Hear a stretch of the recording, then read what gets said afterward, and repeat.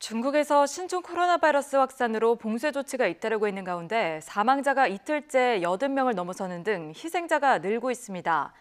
중국 국가위생건강위원회는 9일 0시 기준 전국 31개 성에서 신종 코로나 누적 확진자가 37,198명, 사망자는 811명으로 집계됐다고 발표했습니다. 중국 전역으로 보면 확진 환자가 하루 사이 2,656명, 사망자는 89명 늘었습니다. 신규 확진자는 지난 3일 3,235명을 기록한 이후 지난 7일 3,399명으로 매일 3,000명을 넘었지만 어제 2,000명대로 감소해 주목됩니다.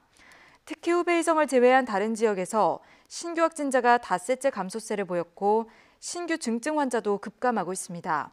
그러나 발병지 우한이 포함된 후베이성은 지난 8일 하루 동안 신종 코로나 확진자가 2,147명, 사망자가 81명이나 늘었습니다.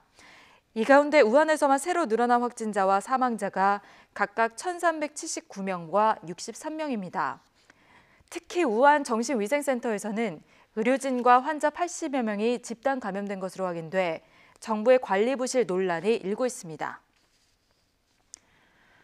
중국의 신종 코로나 바이러스 감염증은 여전히 심각하지만 상황이 조금씩 나아지고 있다는 신호가 나타나기 시작했습니다. 하지만 오늘부터 중국의 연휴가 끝나고 업무가 시작돼서 걱정은 더 커지게 됐습니다. 강성훈 특파원입니다. 중국 보건당국은 지난 토요일에 새로 추가된 중증 환자 수가 87명이라고 밝혔습니다. 하루 전 1,280명에 비해 무려 15분의 1로 확 줄었습니다. 지난주 월요일부터 하루 3,000명을 넘던 신규 확진자 수도 2,600명대로 떨어졌습니다. 특히 진원지인 후베이성을 제외하면 하루 추가 확진자는 500명대로 낮아졌습니다. 중국 정부는 더 이상 휴가를 연장하지 않고 이번 주부터는 원칙적으로 업무를 재개합니다.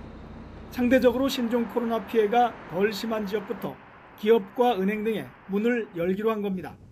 상하이에 있는 미국 전기차 회사 테슬라도 공장을 다시 가동하기로 했습니다. 特斯拉上海工厂定于2月10号复工生产。临港新片区管委会表示，针对特斯拉等重点生产企业的特点和复工中碰到的实际困难，将全力协调，帮助企业尽快投入生产。 중국에 진출한 일본 주요 기업의 44%도 춘제 이전 수준으로 업무를 회복한다는 보도까지 나왔습니다. 아직 지역별로 외출 금지나 도시 봉쇄를 한 곳도 많아 업무의 전면적 재개는 어려운 상황입니다. 따라서 회사별로 소독을 철저히 하면서 업무 시간이나 인원을 줄여서 탄력적으로 운영될 전망입니다. 하지만 중국의 업무 재개로 2차, 3차 감염이 늘어날 우려가 있습니다. 其实原则上大家都是认为再休息1周是至少的。 더구나 상황이 아직 진정된 상태가 아니어서 불안감은 커지고 있습니다. 베이징에서 YTN 강성훈입니다.